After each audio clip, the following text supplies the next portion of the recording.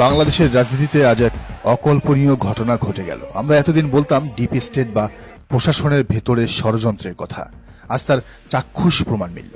জামায়াতে ইসলামের আমির ডক্টর শফিকুর রহমানের x account hack করার অভিযোগে গ্রেফতার করা হয়েছে খোদ রাষ্ট্রপতির কার্যালয় বা বঙ্গভবনের আইসিটি শাখার সহকারী প্রোগ্রামার মোহাম্মদ সারওয়ারে আলমকে। ভাবা যায়, দেশের সর্বোচ্চ সুরক্ষিত ভবন এখন হ্যাকিং এর কন্ট্রোল রুম। ঢাকা মহানগর গোয়েন্দা পুলিশ ডিবি নিশ্চিত করেছে, এই হ্যাকিং কোনো সাধারণ হ্যাকার করেননি, এটি করা হয়েছে সরকারি রিসোর্স ব্যবহার করে। আমিরে জামাতের অ্যাকাউন্ট হ্যাক করে বিভ্রান্তিকর পোস্ট দেওয়ার নেপথ্যে ছিল এই সরওয়ারে আলম। কিন্তু প্রশ্ন হলো, সে কি একা, নাকি এর পেছনে বড় কোনো রাজনৈতিক শক্তির ইন্ধন আছে?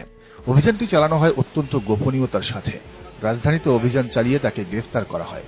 প্রাথমিক জিজ্ঞাসাবাদে তিনি স্বীকার করেছেন। সবচেয়ে ভয়ের বিষয় হল, রাষ্ট্রপতির কার্যালয়ের একজন কর্মচারী জামায়াতে ইসলামীর শীর্ষ নেতার সাইবার নিরাপত্তা ভাঙছে।